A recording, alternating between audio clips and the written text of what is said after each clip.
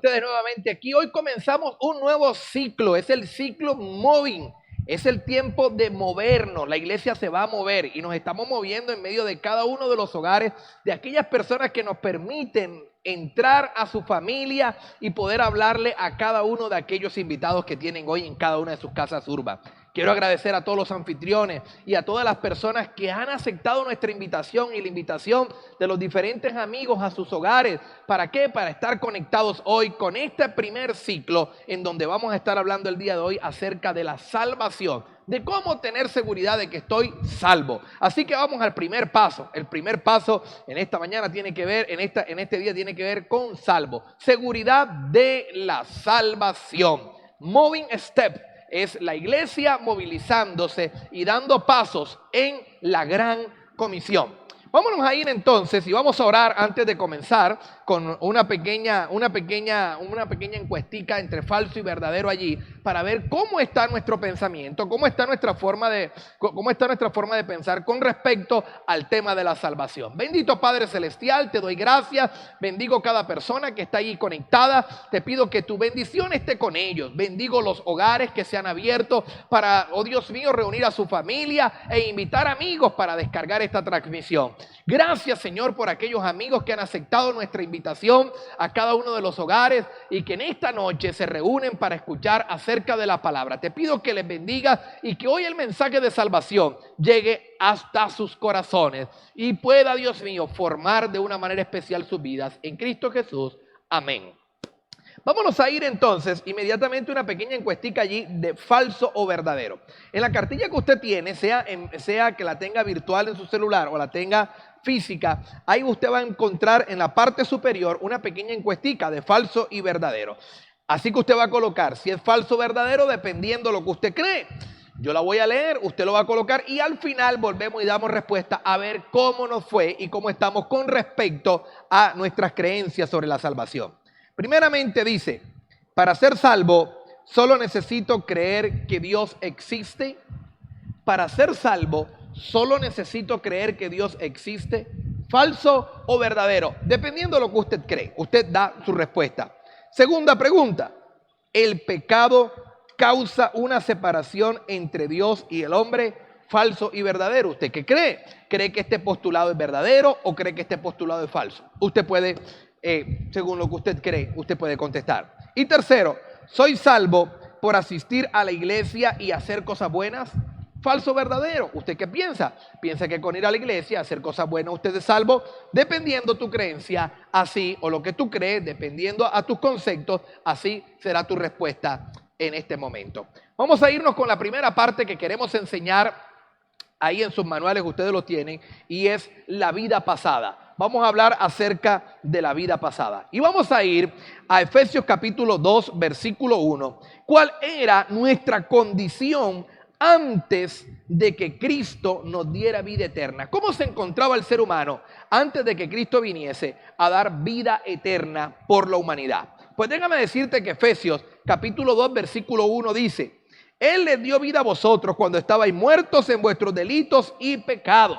Así que la condición en la que nos encontrábamos antes de que Jesús viniese a nuestra vida a darnos salvación, la Escritura dice que estábamos muertos para Dios, pues vivíamos en el mal y estábamos en pecado. Esa era nuestra condición, muertos en nuestros delitos y pecados. Pero era una muerte espiritual. Usted dirá, yo nunca he estado muerto, porque quizás físicamente no lo has estado, pero sí espiritualmente la condición era una condición de muerte espiritual, y así lo describe la Escritura.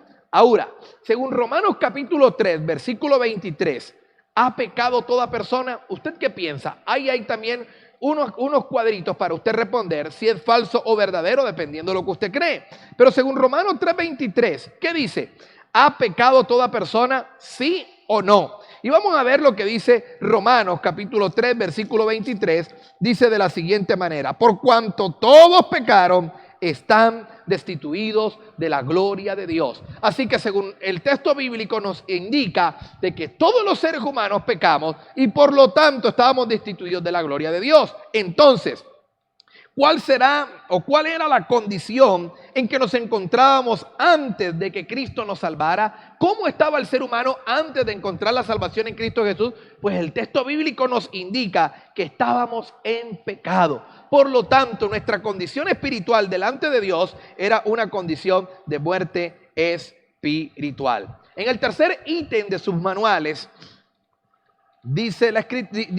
hay un interrogante allí, y es: la Biblia dice que estábamos condenados, pero la pregunta aquí es ¿por qué? ¿Por qué la Biblia dice que estábamos condenados?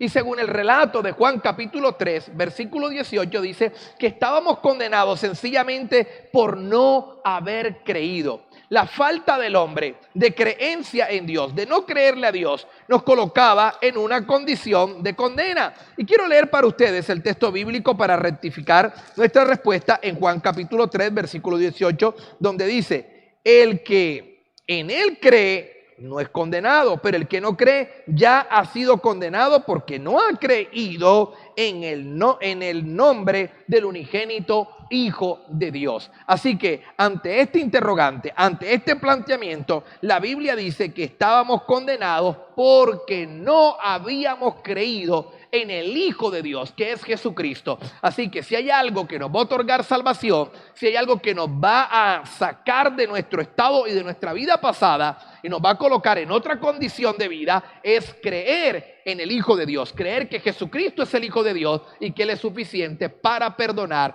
nuestros pecados. Ahora permítame hablarle acerca de la obra de Dios.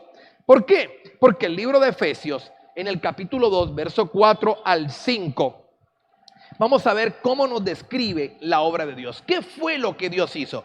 Ya hemos dicho de que estábamos en pecado, era nuestra condición. Ahora vamos a mirar cuál era la obra de Dios. ¿Cuál es la obra de Dios? ¿Cómo nos encontrábamos? Pues déjeme decirte que Efesios capítulo 2, verso 4 y 5 dice: pero Dios, que es rico en misericordia, por su gran amor con que nos amó, aún estando nosotros muertos en pecado, nos dio vida juntamente con Cristo. Y dice el texto bíblico que por gracia usted y yo entonces somos salvos. Así que la respuesta a ese interrogante, ¿cómo se describe nuestra vida? ¿Cómo se describe Dios? Dios se describe como una persona misericordiosa, un ser que es compasivo.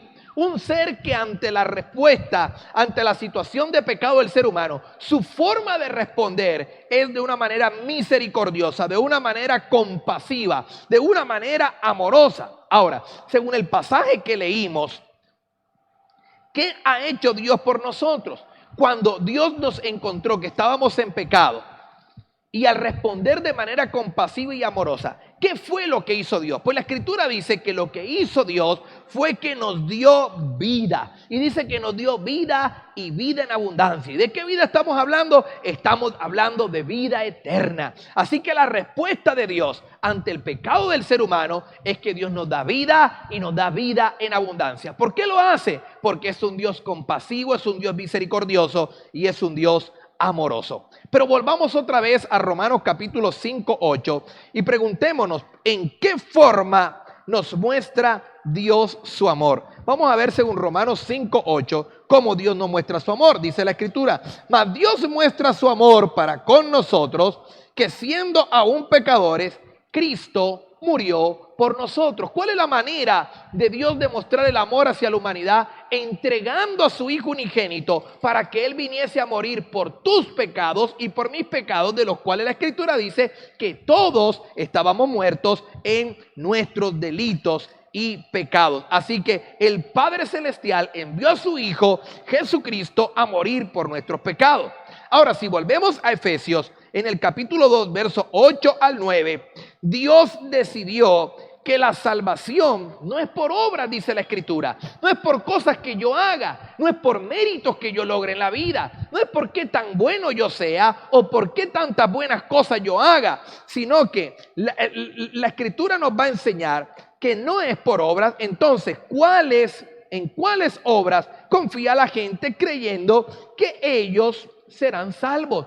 Si la Escritura dice que no somos salvos por obra, pero la mayoría de la gente piensa que uno se salva y va al cielo por ser buena persona. Pero llama la atención que Efesios en el capítulo 2, versículo 9 dice, no por obras para que nadie se gloríe. Así que la salvación no es por obra. Y la gente que piensa, pues la gente piensa, y no sé qué has pensado tú, qué has escuchado a la gente cuando habla acerca de esto. Mucha gente piensa que son salvos sencillamente por hacer buenas obras, por donar a un ancianato, por ayudar a un ancianito a pasar la calle, por regalarle un mercado a los que no tienen, porque en diciembre de pronto donan juguetes a niños que tienen necesidad. Esas obras son excelentes, pero la salvación no se trata de hacer buenas obras, va a ser un resultado. Más adelante podemos hablar de esto, pero ahora lo que quiero mostrarte es que la salvación solamente ocurre porque Jesús dio su vida por cada uno de nosotros. Así que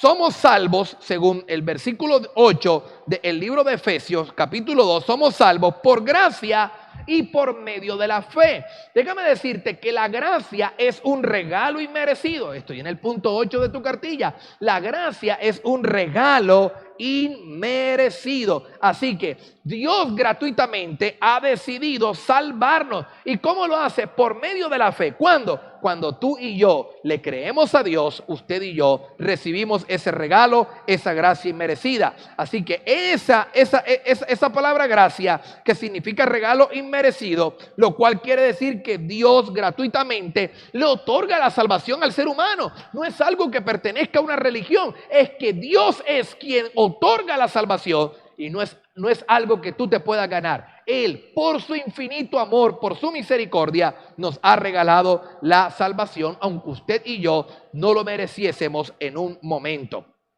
El punto 9 de sus cartillas dice, ¿en qué debemos tener fe para ser hijos de Dios?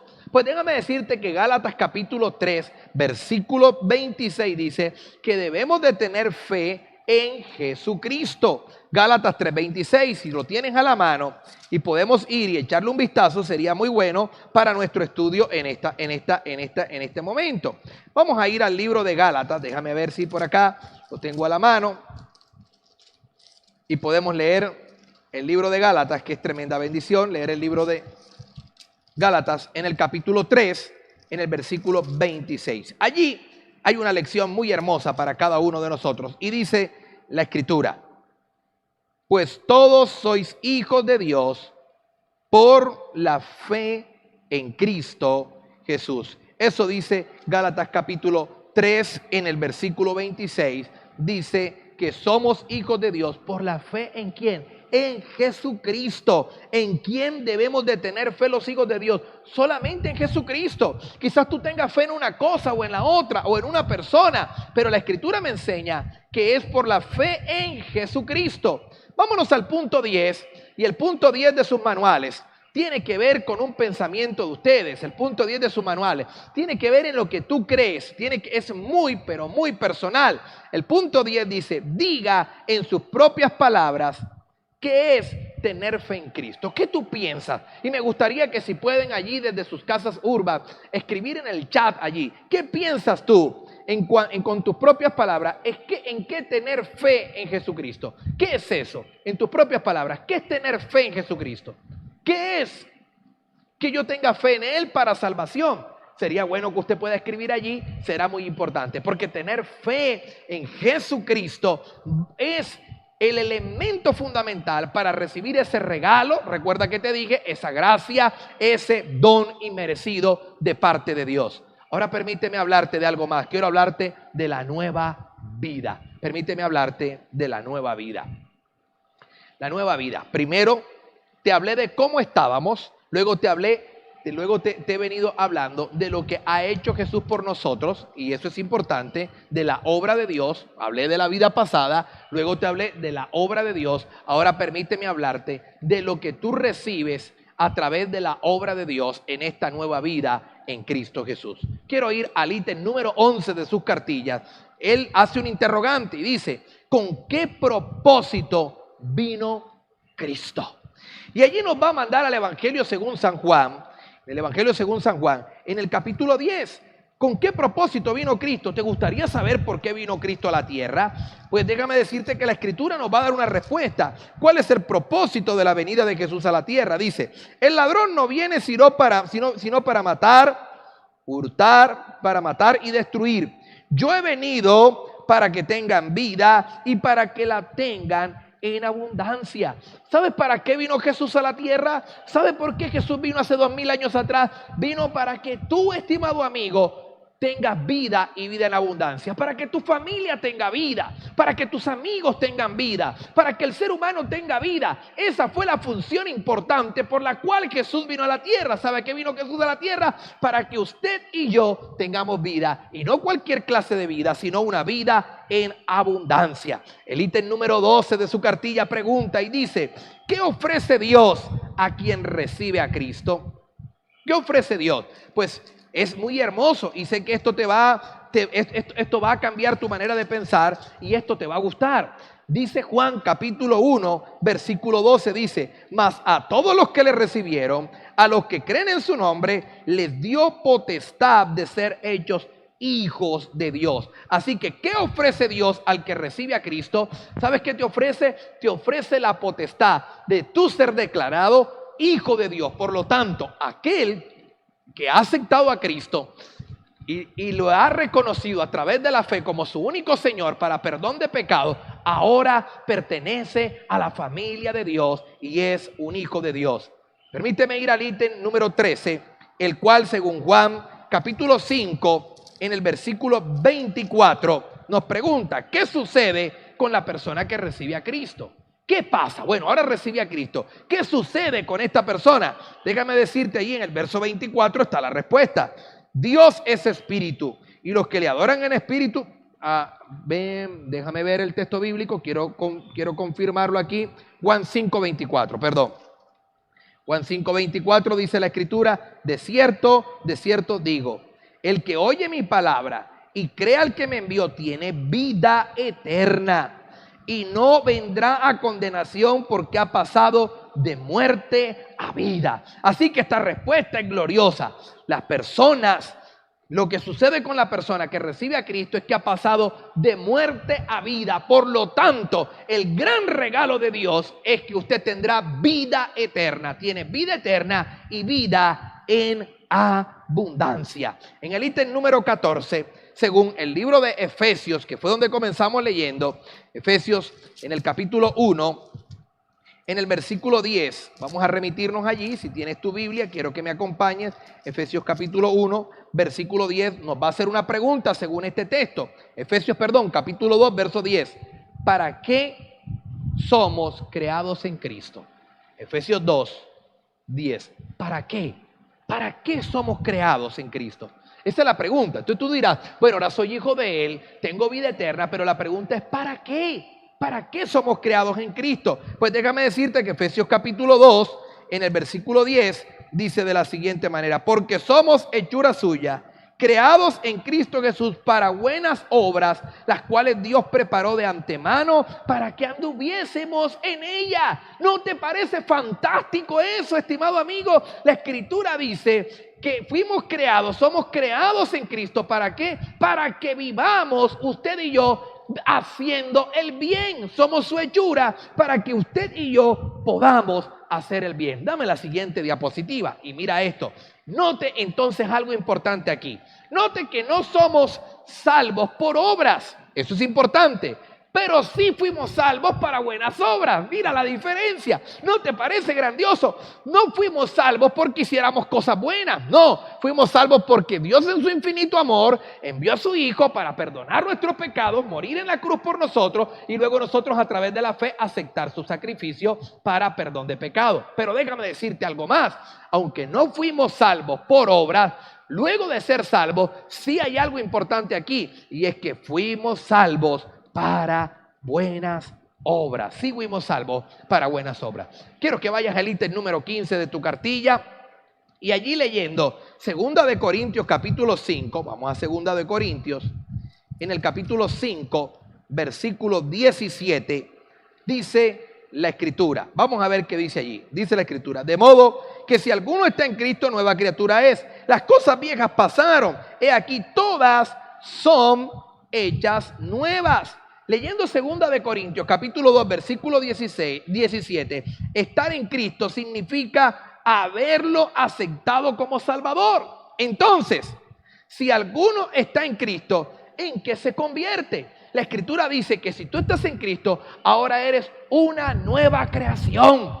Eso quiere decir que no importa lo que hiciste en el pasado, Dios te perdona, te da vida eterna y ahora para Dios eres nuevo. Eres como un pizarrón en blanco. A partir de ahora se va a empezar a escribir una nueva historia. Así que si alguien antes te señalaba, si alguien antes te colocaba el dedo encima y te miraba y te señalaba y decías cosas, déjame decirte que ya no tiene poder de hacerlo. Ni tú tienes que dejar que esas cosas lleguen a tu corazón, porque la Escritura dice que tú has sido hecho una nueva creación en Cristo Jesús. Vámonos entonces al ítem número 16.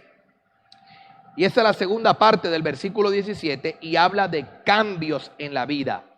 Y podemos dar algunos cambios, algunos ejemplos de cambios en la vida, según el ítem 16. Y es que de pronto usted dirá, mira, pasa que yo en el pasado era muy mentiroso, pasa que yo en el pasado vivía muy mal geniado, pasa que yo en el pasado no me perdonaba a mí mismo, en el pasado yo sentía esto, sentía lo otro, vivía de esta manera, en el pasado yo vivía muy resentido con la vida.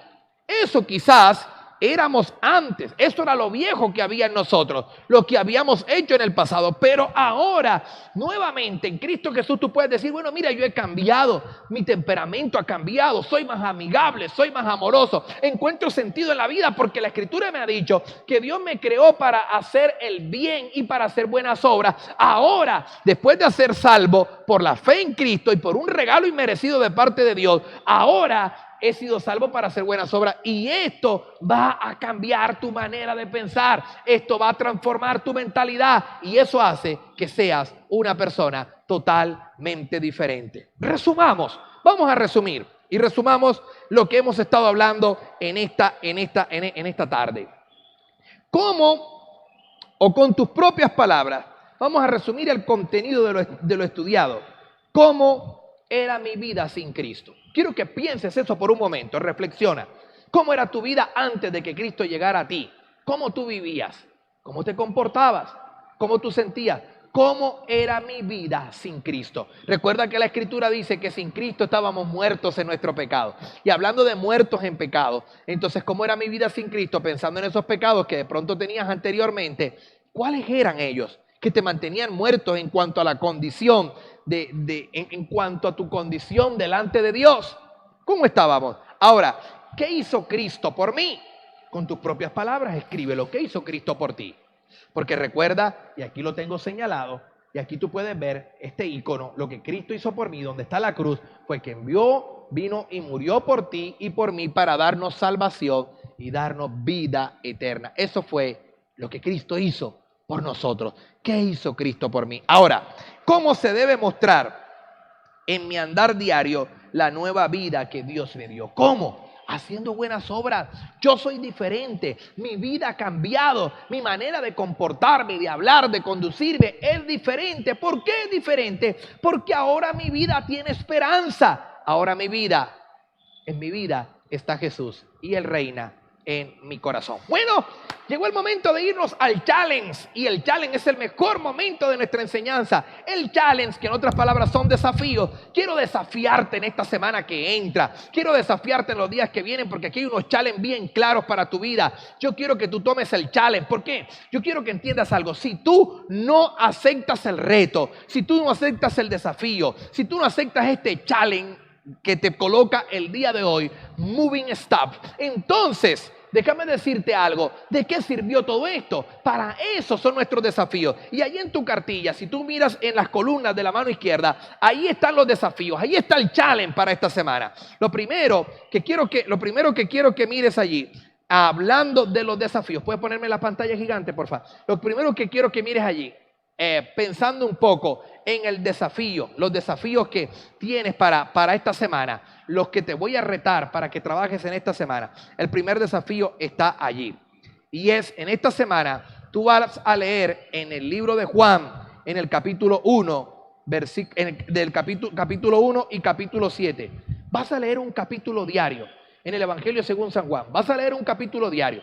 La siguiente semana vas a leer el capítulo 1, el día de mañana. Al siguiente día vas a leer el 2, el 3, el 4, vas a leerlo. Quizás tú me dirás, pastor, no tengo una Biblia. Pues déjame decirte que a tu anfitrión le haré llegar unos Nuevos Testamentos para que te lo obsequie. Pero también, si tú tienes un celular, tú puedes descargar la aplicación de la Biblia y no solamente lo vas a leer, puedes escucharlo. Hay una Biblia que se llama YouVersion, y la YouVersion, tú solamente le das clic y él te lee el capítulo. Así que si tienes problemas para leer porque usas lentes, él te lo va a dar en audio, o también te vamos a hacer llegar un Nuevo Testamento para que en tus momentos libres puedas leerlo. Segundo desafío que tenemos para esta semana: ore a Dios antes de leer. Tú vas a orar antes de leer.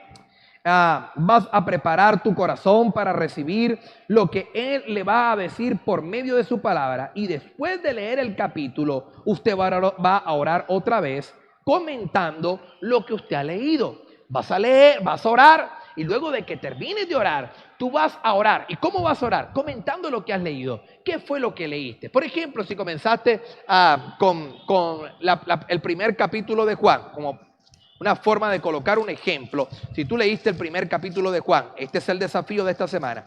Y el primer capítulo de Juan dice: en el principio era el verbo, y el verbo era Dios, y el verbo era con Dios, y este era el principio con Dios. Y todas las cosas fueron hechas por Él, y sin Él nada de lo que ha sido hecho fue hecho. Dile: Dios, te doy gracias porque todas las cosas fueron hechas por ti. Quiere decir que todo es hechura tuya. Eso quiere decir que si todo es hecho por ti, tú tienes el control de todo en mi vida, y todo lo que ocurre, tú tienes el control. Te coloco mi vida en tus manos. Esa es una manera que tú puedes implementar.